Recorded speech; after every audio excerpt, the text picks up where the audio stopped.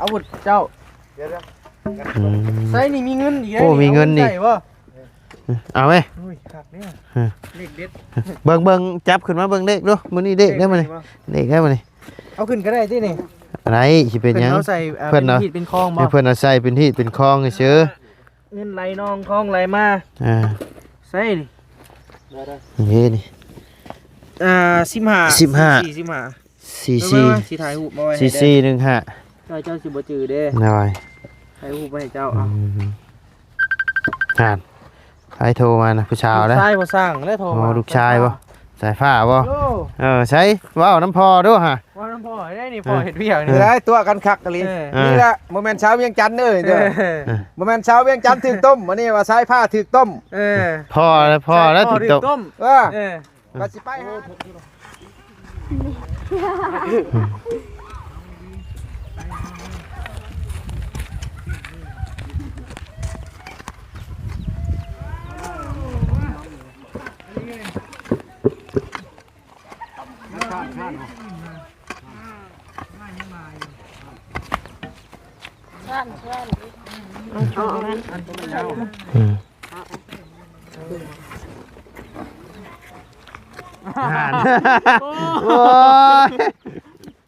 แม่นก็คักบาทนี่หวานนี่เมย์โยกวัดเวงหัว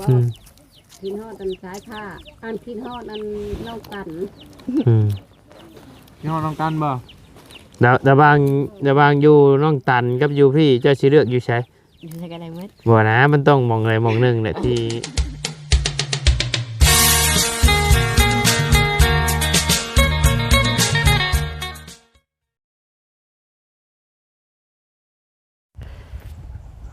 เนาะพี่น้องเลยเปิดคลิปเปิดภาพมาตอนนี้กับป้าโทพี่น้องเลยหลังจากที่บ่ได้เข้ามาล้นเติบเนาะพี่น้องเลยในรอบเป็นเดือนก็ว่าได้เนาะพี่น้องเลยที่บ่ได้เข้ามาวันนี้ป้าตั้งเสาเจินเทิดอยู่เนาะพี่น้องเลยตั้งพอสร้างเพิ่นมาตั้งเสาพี่น้องเลยมื้อนี้เนาะเป็นมือเลิกงามยามดีเนาะมาตั้งเสาเฮือนน้องน้องอีบ่ชื่อเพิ่นทางนี้ก็เลยสบายดีแล้วน้องวีหาชิมาบ่แม่ถ้าก็มาแต่บ้านน้องสายฟ้าเต็มอยู่มาลุงพุ่งพั่วพอดีเอาอันนี้มาให้พอสร้างแนวตั้งเสาเพิ่นนั่นแหละเพิ่นฝากชื่อบ่อยู่เฮือนสายฟ้าเพิ่นให้เอามาให้อยู่เฮือนสายฟ้าแม่ใส่มัดไปนี่เลยรถมันมีกระตาเด้แล้วบ่เอารถใหญ่มาจักนี้ยังบ่มีเงินตื่มน้ำมันเลยเนาะบ่ได้พาลูกชายเรามาหาบ่ว่ามื้ออื่นพุ่นแหละมื้ออื่นเนาะพอเฮาสิแล่นไปพุ่นแต่เช้าแล้วมาปึ๊บรอเพิ่นจักนอนกับป้าเพิ่นเลยว่ามื้อนี้มันค่ำเลยเด้ให้เพิ่นอยู่หน้าก่อนว่าหรือว่าคันแน่ว่าอยากกลับก็ตอนเล่นเมื่อส่งอีกก็ได้น้อยว่ามันจึงมีเวลาหลายเด้อันนี้มันค่ำเลยเด้มาเลยว่าเอาเป็นมื้ออื่นก่อนวะน้อยมาแต่หาสายฟ้าเนาะบ่ได้มาต้นเติบดนคือกันนะตั้งเสาเรียบร้อยไปเดี๋ยวว่าพาไปพี่น้องเขาว่าเบิ่งมาส้มน้ำกันโอ้ได้พนักงานใหม่โอ้ได้ผู้สาวมาแต่ทั้งใดเด้ผู้ช่างนี่เนาะมาเลยเฮ้ยไปอยู่ผู้ได้ผู้สาวใหม่บ่เนาะได้ผู้สาวมาใหม่บ่นี่ลูกชายกันมาอยู่พี่กับลูกชายกับได้ผู้สาวรถลูกชายก็ได้ผู้สาวใช่ไปกินมะขามกับผู้สาวบ่ฮะกินมะขามกับผู้สาวหยิบโอ้อยู่ใช่น่ะพูดแล้วถูกเทียงหลังนะไก่บ่ก็ไม่ได้ไก่ได้ขอเห็นกันบุทวีบ่โดยสบายดีเด้อแม่เด้อสบายดีสบายดีนะน้อยใช้เบิ่งก่อนผู้สาวแล้วนี่ใช้เบิ่งนะโอ้ยก็เดียวว่าผู้ใดซะดอกอันนี้เนาะผู้เก่านี่สบายดีเด้อเอ้ยเด้อน้อยก็เดียวว่าผู้ใดซะดอกมามื้อใดเจ้า มือวานเมื่อคืนนี้มามื้อวานนี้ ทางผู้สร้างไปหับบ่ โดย ไปหับทั้งพี่เลยเนาะ เดี๋ยวเราว่าขาดดนแล้วเราว่า เลยเนาะ ขาดดนแล้วเราว่าเมื่อคืนนี่พากันนอนอยู่นี่บ่ แม่น เออ ได้อยู่ โอ้เบิ่งก่อนพี่น้อง ไปนอนน้ำ เอาก่อนอื่นก็กลับทักทายสบายดีเด้อเนาะพ่อแม่พี่น้อง FC เบิร์ดจุกูสุคนเนาะบ่ว่าอยู่ในและต่างประเทศก็ยินดีต้อนรับเข้าสู่ช่องวาไลคือเก้าพี่น้องเอ้ย5-1เข้าบ่นี่ ต้มน้ำยัง ต้มน้ำกิน ต้มน้ำดียัง อันนี้พอเอาบุตรเจ้า เดี๋ยว อืม ใส่นี่มีเงินอีก โอ้มีเงินนี่ ใส่บ่ เอาไหม อุ้ยครับเนี่ยเลขเด็ด เบิ่งจับขึ้นมาเบิ่งเด็กดูมื้อนี้เด็กได้มานี่เด็กได้มานี่ เอาขึ้นก็ได้ที่นี่ อะไรสิเป็นหยัง เอาใส่ เพิ่นเนาะ ผิดเป็นคลองบ่ ให้เพิ่นเอาใส่เป็นที่เป็นคลองเฉย เงินไหลนองคลองไหลมา ใส่นี่ นี่นี่ 15 15 45 ซี ซี ซี ถ่ายรูปมาไว้ ซี ให้ ซี เด้ 15 เจ้าสิบ่จือเด้ หน่อย ถ่ายรูปไว้ให้เจ้า อ่านใครโทรมานะผู้ชายแล้ว ชายบ่สร้างแล้วโทร โอ้ มา ลูกชายบ่สายฟ้าบ่ โอ้ ใช้ว้าวน้ำพอด้วยฮะ ว่าน้ำพ่อได้นี่พ่อเฮ็ดเวียก นี่ นี่ ได้ตัวกันคักกันเลย นี่แหละโมเมนต์เช้าเวียงจันทร์เด้อเด้อโมเมนต์เช้าเวียงจันทร์ถึกต้มวันนี้ว่าใช้ผ้าถึกต้ม พ่อแล้วถึงตก ต้ม เออก็สิไปหาดอก ไปใส่ ไม่น่ามาค้ำกับใคร กระพาย กับกิ๊ก ครับก็ผู้สาวว่าพอดีเอ้ย มาพี่ไว้ มาพี่ให้มาเพื่อนมาซอยพี่กันพี่น้องคอยเด้อ เอาอีกไหมอีกไหม ก็เอาชานแก้วนี่มาดิ เอายกไหมอันนี้นึงอันนึงอันนึงอันนึง พอแล้วหนึ่งก่อนบ่ต้องเอาเปียกมาก่อนลุกก่อนเจ้าลุกก่อนคนนี้นะ ไม่ใช่ทับคอเขาจังเลย พอแล้วเอาเปียกมาหนึ่งลุกก่อนทมตัวนี้ก่อน ใช่ ผู้เปียกตัวนี้มาตัวมันขัง ช่างหลบทองอันเลยตัวนี้ โอ้ยปากนะมันแล้วแล้วก็โอ้ยนายเรามาถึงมาแล้วเปียก เปียกขาดบ่ ขาด เป็นเกาะอยู่เพียง เดี๋ยวเว้ยเสาตัว มาถอกมาตั้งมาเข้าต้นยิ้มเลย เดือต้นเดียวนี่บ่ มันที่ได้ที่ได้หมดเลยนะตัวนั้น นี่เพียกนะพี่น้ามาหาพ่อเอาไหมเพียกจับเอาเพียงเงินมาตัวนึงบ่นี่ลูกเป็นลูกมีมาหิวมาซื้อกันเดี๋ยวจับขึ้นแบบ ครึ่งดีๆเด้อ บ่อยู่ใกล้ๆเขา เสียวเด้เบิ่งเด้อไม้ตำเสาเด้อ คนที่เอาหลับหับปัดแล้วปล่อยบ่แม่นตัวน่ะบ่ใช่โอ้คนละเรื่องแป้นลูกแป้นมาเบิ่งบ่แป้น นะบอกเช้าถับได้ ปากนะเขามันสิเอาระวังเองเลขเบิ่งตัวจริงเลยก็ได้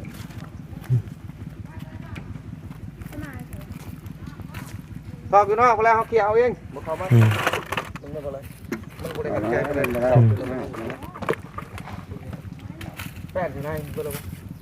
แล้ว ยังมาแป้นมาเลยครับ เดี๋ยวจะเข้ามาวันนึงบนทวีใส่ผม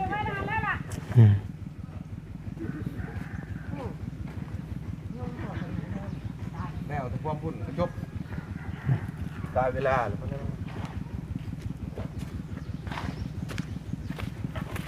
เฮ็ดชงได้นี่พอช่าง ชงมาเด้อ ชงโมเดิร์นคือกันบ่ ติ้งอยู่นี่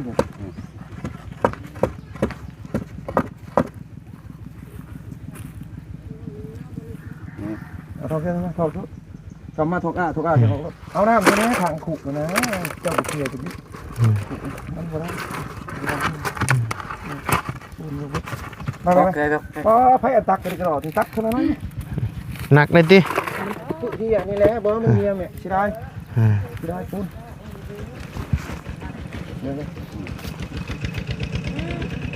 เอ้าแล้วเข้ามาแล้วเราคือกลับเมือง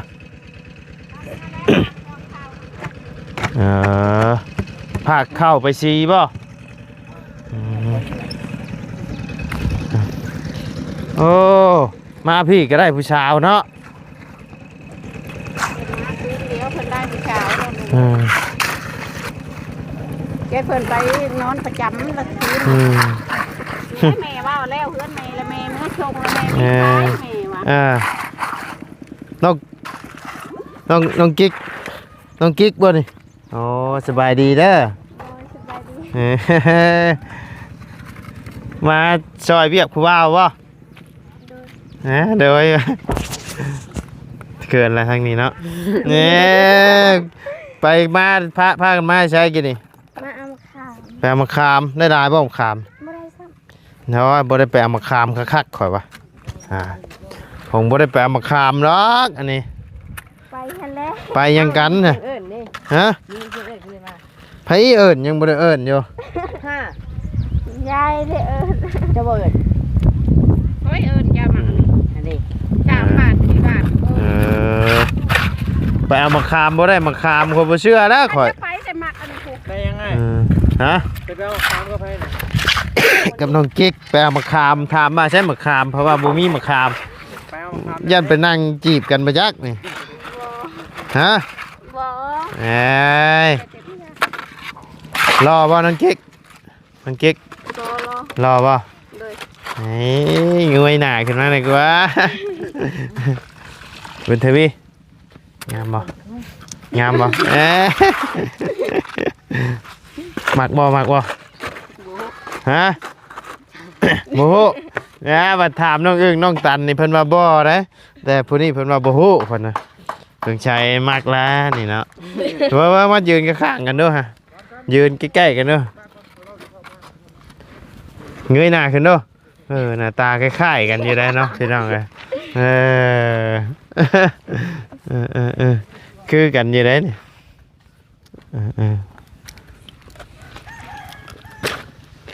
ไปเอามาคามบ่ได้มาคามติยันมัวแต่ไปเบ้าไปล้มกันบ่ยักไปน้ำกันกับเบ้าน้ำกันอยู่บ่ เมาอยู่ เมาอยู่ยามมื้อคืนฮู้ได้ฮู้แล้วว่าเที่ยงผู้เช้านะ งามคนนี้ มื้อคืนนี่นอนพุ่นเอ้ยบ่ได้เด้นี่ฮะบ่ได้เด้นี่ มันมือนี่ บ่ได้เด้ไปนอนตุทิพย์นี่เอ้ยใช้ไปยืนนี่พุ่นว้าวเลยเคิน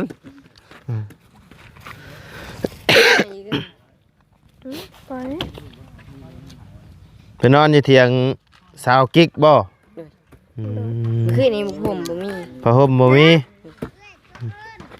ห่าน ได้เอาหมอว่ะแป๊บนึงเด้อ ไผเอื้อยเราอ้าวเรามีเอื้อยบ่อ้าวคือบ่เคยเห็นเอื้อยเรา ถ้ามาไผเลย เจ้าจะว่าอีกเว้ยเขาพังยาก ยัง จังว่าจักไม่ยังเลย เรา ยกประชาไผประชามัน ภาษาเราอะแดดเดี๋ยวนะจะเข้าใจบ่ เข้าใจอยู่มีสุขนะ เราเดี๋ยวนะว่าเนี่ยยังกิน แล้วว่าอันเอื้อยหากันมาไทยว่ะ อ๋อเอื้อยละหาสิมาแต่ไทยยังฮะแตงโม จะตาย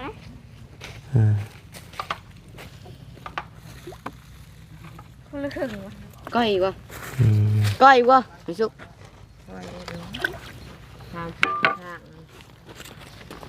ก่อยแล้วพอแล้วพอก่อนพอก่อนพอก่อนแบ่งแต่อันผู้บ่าวกินเนาะทั้งนี้บ่แบ่ง มันนี่ โอ้ยระหว่างอยู่พุ่นกับอยู่พี่อยู่ใช้มวนกว่ากัน อยู่ใส่กำมวนมัน อยู่ใช้กับมวนเจ้า ฮะคูหนึ่งบ่ เขียวนี่ก็พอแล้วนี่ สองสามเลย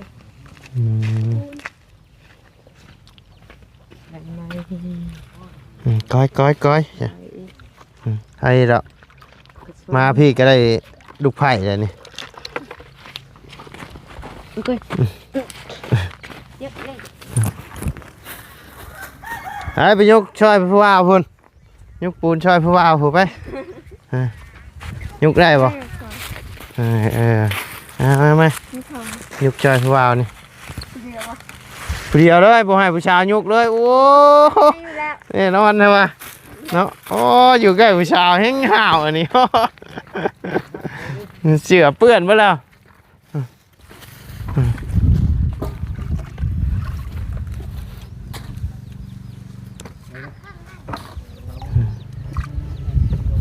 สองส่วนเนาะเอาครึ่งมึงเนาะครึ่งนึง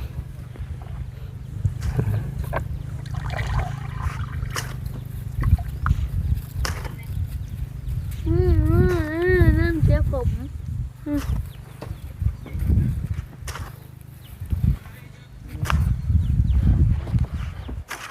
นี่เราอยู่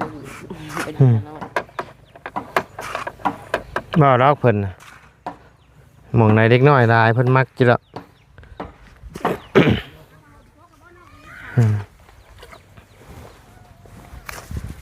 โอ้ใส่ส่งสไตล์เดียวกันเลยเนาะผู้ว่ากับผู้ชายนี่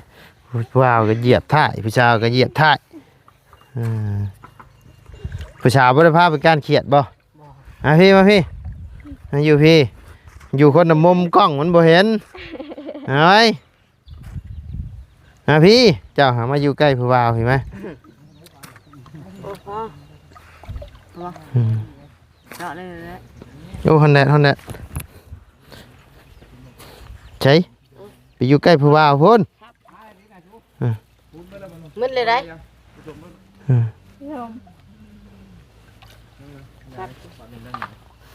ไปกุ้มเลยนะ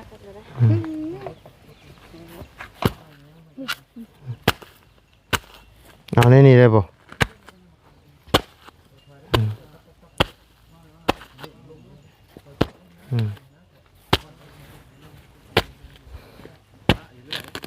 โอ้เห็ดกับพร้อมแดดเลยเนาะไปมันร้อน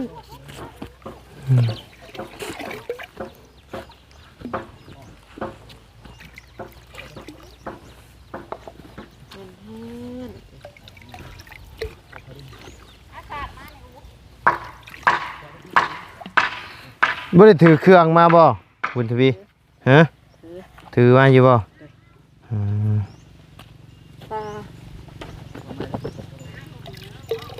แล้วจะไปถิ่มกินเองก็พงใช่เจ้าเลย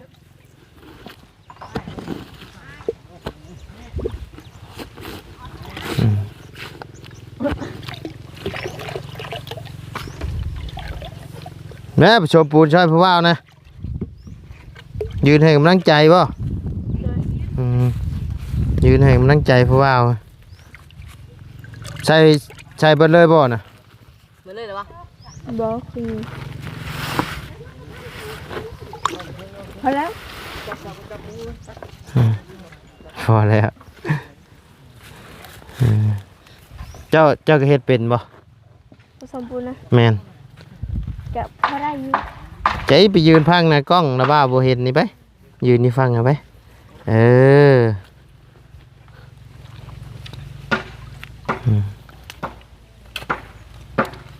อ้ยบุญทวีกับขยันนะมาอยู่นี่อยู่ใกล้ชาว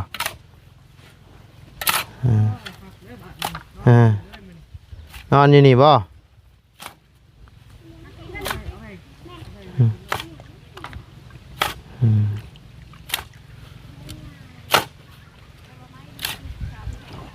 ใส่ว่าหู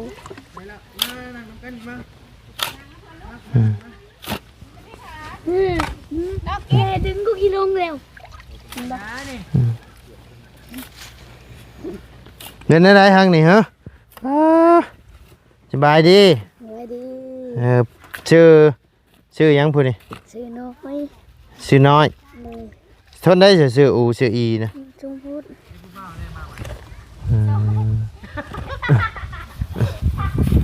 หัวดังเห็นเลยผู้ว่าหัวดังแทบป่ะปกติคุย ปกติบ่ โดย อืม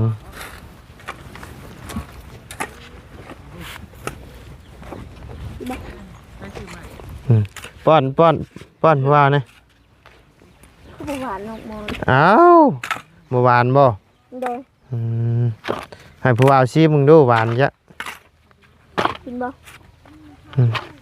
กินบ่บุญทวี กินก่อนแล้ว นี่ ผู้สาวสิป้อนนะป้อนดูนี่ ไอ้นี่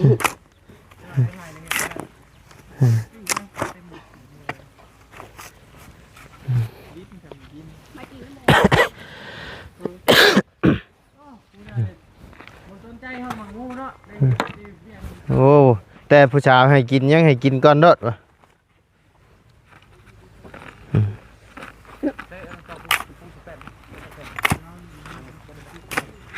มาเต้น ใช้แป้น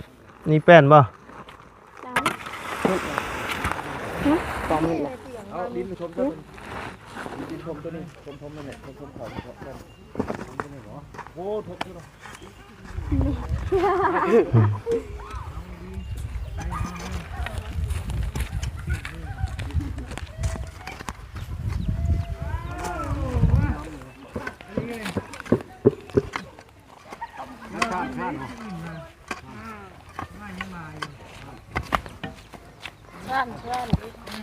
เอางั้น อืม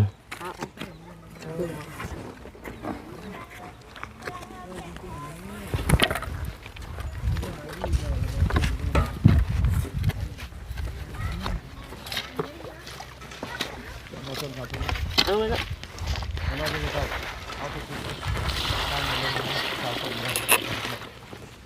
พอปะ นี่ เอามาไว้ก่อนบ่หรือว่า มาก่อน อ่า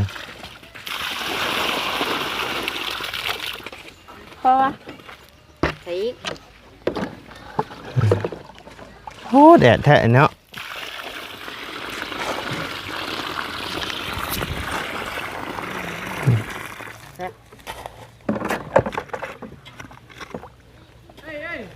นัดเที่ยวมานี่ อืม วายมาวนมาชัวมันมาเป็นของเหลววายเกี่ยวมานี่หมดแล้ว ยับเด้อแถวนั้นเด้อ ทมรถทมตั้มมันเนี่ย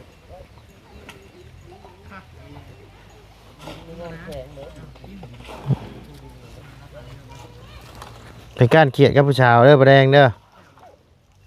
นี่มื้อนั้นก็ว่าบ่ได้ผู้ชายชวนไปอ่า โอ้โหเลยเนาะ น้องกิ๊กเราแฮงมักไปหาแนวขายครับการเขียดคุดเขียดขายบ่ คุดอยู่ เอาออกไปขายอยู่บ่ เคยอยู่เทือน เคยอยู่เทื่อนึง เลย ข่าวคูครับเติมฮอนแดดลูกว่า อืม โอ้ยไรเลย ฮะ นี่ ฮะใช่ปลาเถอะมาเบิ่งทั้งนี้ก่อนสาบานนี่โอ้ มาพี่ไว้น้องปลาไว้น้องปลาน้องงามมาพี่ไว้ ไปลูกไปค่ะอา คือหลายแท้มื้อนี้ โดยจ้ะ ฮะ ใส่ลองกินมึงดูนะ คือหลายคนแท้นี่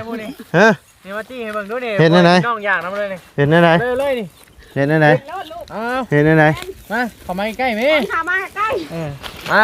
ใช่ เลย ใช่ ใส่ลงมึงดูนะเอาเลยโอ้ย เสียงเนาะ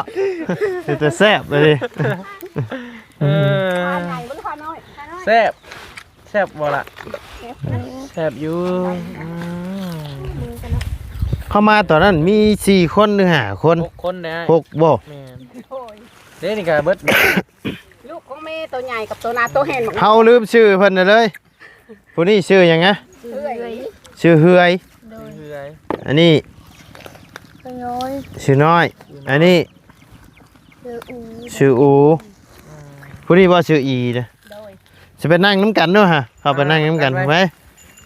มาพี่ไว้มาพี่ไว้น้องปลาไว้ อ่า มานั่งนำกัน กินแข่งกันไปกินเบิดเลยได้เงิน มาพี่มาหาข่อยพี่เจ้ามา ไป เอาอยู่ไว้ ไปนั่งคือแบบปะ ย่านเนาะ บ่ย่านเนาะ แบบบุญ เนาะ อ๋อ 6 คนบ่ทั้งเบิดนี่นะ ล้านสี่ เออ ล้านตัวกำพร้าสี่ นี่ลูกเล่าน่ะมีผู้นี้เนาะ โดย แล้วก็ผู้นี้บ่ ใช่เบิ่งในคลิปคือว่าทั้งเขาพ่อเพิ่นมาแล้วบ่ โดย ผู้นี้บ่ผู้ที่เฮ็ดนำพอสร้างนี่บ่ โดย เออ ร้านไข่รุ่นอะไร โทรเอาเพื่อน หน่อยโอ้โห เอาไม้ใส่ดู แต่แซ่บแต่นัวแฮะบ่ค่อยย่ามันหยาดใส่ไม้ค่อย ก็ใส่ดังๆเด้ บ่ค่อยย่ามันหยาดใส่ไม้ค่อยบ่แม่นหยังดอกไอ้นี่ให้ เอาใหม่ดูเอาใหม่ดูเอาใหม่ดูเอาใหม่ดู เอาไว้เด้อ เอาใหม่ดู เอาไว้เด้อเอากิน นั่นอย่าหัว เอาเลยเลยเลย ใช่คือบ่มีเสียงบัดนี้กินนี่เอ้ยเป็นแต่แซ่บเลยดิแซ่บบ่แซ่บอยู่ ไม่เถอะมาไม่ลูก เอาออกไปก่อนก็ได้มา มาหลอกนอก หารุ่น ถ้ารุ่นสัตว์เด้อ หารุ่นสัตว์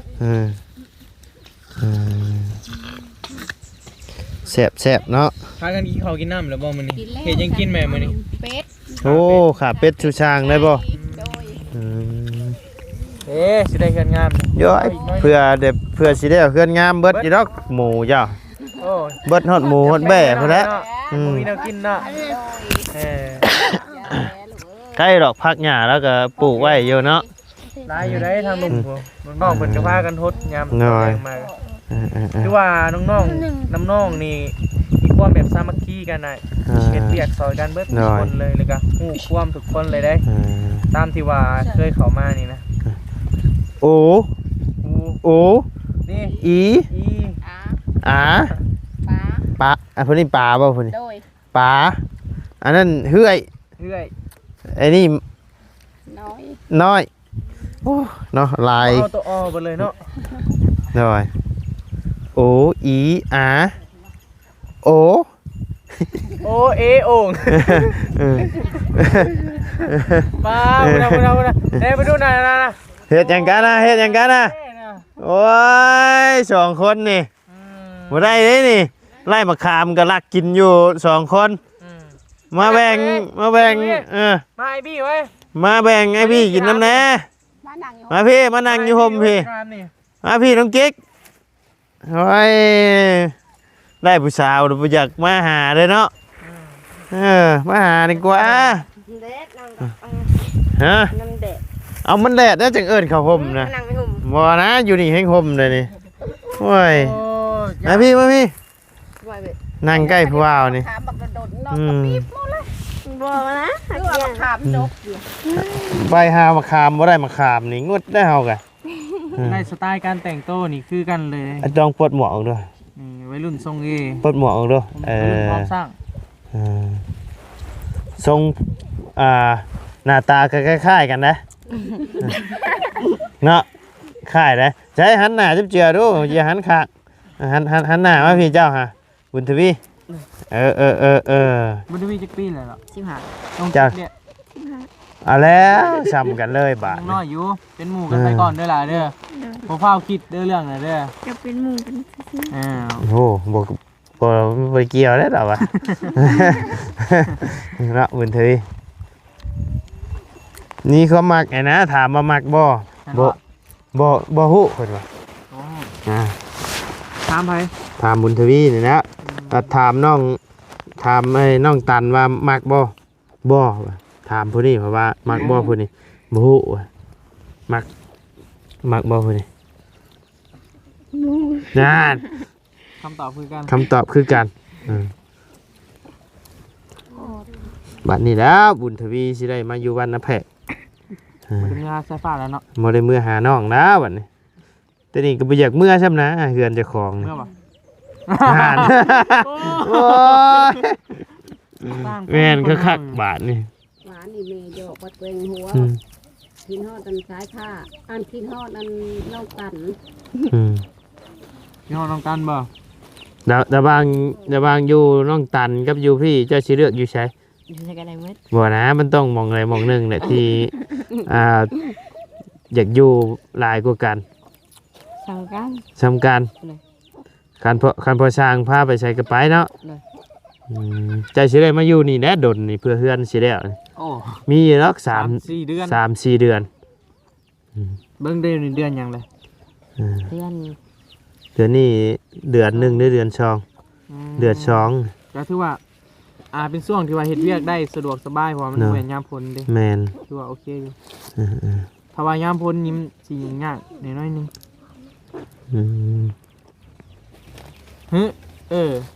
ก็พอดีเดือนหนึงเนาะ2 3โอ้หน้าฝนเด้เนาะ หน้าฝนนะจังหน่อย ลืมคิดว่าเดือน12เดือนหน้าฝนนะพุ่นนะ จังหน่อยก็เริ่มหน้าฝนลงให้ลงหน้าดำให้ดำหน้าอีกแล้วเด้นี่บ่ได้โดนเด้นี่เออ 1 2 3 4มันถ้าว่าตามเป้าหมายนี่ระดับปีใหม่อยู่แล้วเนาะ แม่น การ แม่น พอดีเลยคืนเพื่อนใหม่ คันสิแล้วสงกรานต์ก็ยันบ่แล้ว ทำว่าเบิ่งงบแล้ว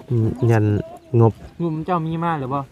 บ่ทางอ้ายบ่ยังบ่มีนะเฮือนน้อง อืม อูน้องอีน้องโอ้จักจิแม่นบ้าเฮือนไผ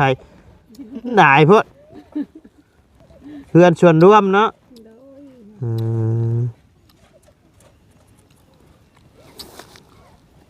หน้าตาคือกันเบิดเลย นี่ผู้นี้คือกัน เออ นี่เบิ่งอ่ะ คือกันนะยิ้มดูเจ้ายิ้มดูเจ้ายิ้มยิ้มดู คือ 1 2 3ยิ้มดูผู้นี้ยิ้มดูบ่ผู้นี่ นี่สิสลัดใหญ่มากสลัดรถมัน มีอยู่3คนนี่หน้าตาคล้ายๆกัน เป็นหนังสือนี่ ไผเป็นบ่เป็นจักคนเลย โอ้ไปโรงเรียนว่าเขาไล่ตีอยู่ว่าซั่นโอ้ยคนเฮานี่ก็เนาะหมู่สิไปเฮียนไปไล่ตีเนาะ น้อย อะไรผู้สาวซ้ำน้อยเมื่อยแล้วบ่ สาวมาหาผู้บ่าว สามห้าผู้สาวมาเป็นเดือนเรา แม่นบ่ เราบุหุซื้อ บ่เราไปอยู่พุ่นเราก็เอาผู้สาวมาบ่ บุหุ แหน่เว้าให้เมียเราให้ได้เจ้านี่ ลูกพ่อเว้ย ลูกพ่อติ บ่ลูกแม่แต่พาลูกแม่ สายฟ้านี่ลูกได้ลูกแม่บ่ ผู้มาโนยนะแม่ อันนี้ลูกพ่อนี่ปิดความลับให้พ่อนี่ผู้นั้นน่ะอันมีแต่สายสืบไปบอกแม่นะแล้วนั้นเราสั่งบ่ให้มานำ ผู้นี้ไปนำได้ ทิมให้หมู แม่นบ่พ่อช่างแม่นบ่บุญทวีว่าเจ้าไปอยู่บ้านน้องตันนะเจ้าเอาผู้สาวมาป่ะฮะ นี่ มาแล้วผมมากินซอยกินแล้ว เนี่ย เอาแห้งมันใช้บ่ช่าง จากแล้ว แห้งแล้ว ก็ยังว่าผู้นี้นะเป็นลูกพ่อว่ะชายผ้านะเป็นลูกแม่ว่ะมีแต่มีหยังบอกแม่เบิดนะแต่นี่บ่ได้อันนี้ปิดให้พ่อนี่ แนวใดนี่พ่อแนวใดนี่ ตัวใด นี่แหละ ก็แนวนี้นะมันกะ มันสิได้มือหาสายฟ้าอยู่บ่มันเป็น มันน้ำเชี่ยวเพิ่นขึ้น เชี่ยวเนาะ เสี่ยว เชี่ยวหรือผู้สาว อายุสำคัญ อายุสำคัญ เสี่ยวกันยังน้อยยังหนุ่มอยู่เว้ย บ่ได้ว่าในนั้นอันนี้ดอกอยู่ร่วมกันก็ธรรมดานี่แหละแต่ว่าให้มาช่วยนี่พอนี่แหละให้มาช่วยเวียกที่ได้คู่กันได้เห็นงานแล้วเลยก็เพราะว่า น้อย ถ่าย ลืมเคยการ ใช่คือเห็นเจ้าขุดของน้ำใช่ยังถามหม่องทายอยู่ยังบ่ทันเฮ็ดบ่ สิเริ่มเฮ็ดเฮือนกันบ่บ่ สิเฮ็ดเฮือนก่อนบ่หรือเฮ็ดของน้ำ เทคานเทหยังแล้วไปเก็บงานเก่าหมดพุ่นแล้วนี่ โอ้เจ้าจะว่างานเก่าได้อยู่พุ่นกันยังนักอยู่เลย เก่าๆเขาแล้ว ยังหลายอยู่เลย เก่าตัวทันใหม่ เขาสร้างนี่งานลายเขาสร้ งานหลายได้ช่วงนี้จนเอางานนำบ่ทัน จอบช้ำคำนี่แหละว่าตั้งนี่แล้วขึ้นไปเวียกตัวใด เฮือนเจ้าเองบ่ได้เฮ็ดดอกปีนี่นะ จังว่า บ่ได้เฮ็ดอ๋อปีนี้ก็หาเก็บเงินไว้ช้าปีนี้ ตัวส ต้ ร้า อง งเอาขึ้นแล้วต้องฮะ พี่นาก้อนจริง บ่ได้ต้องเฮ็ดยามฝนพอมันวิทย์เดือน6อ่ะยามมันดอก แต่มันขวบปีก้อนยังขึ้นต่ออีกยังเป็นช่วง ฝนตกไก่ ยำแก้วได้พอเห็ดตากคนได้ อืม น้ำก็ทำสบายเขาตักเอาน้ำ โต่งเอาแล้วเนาะ ตรงเอา ยามผลได้ตรง เอา เอาแล้ว ในมุ้งเขาเห็ดสบาย อืม หูแลยำเราเป็นยัง เราบ่มีเงินเนาะ แล้ว อ๋อเข้าคู่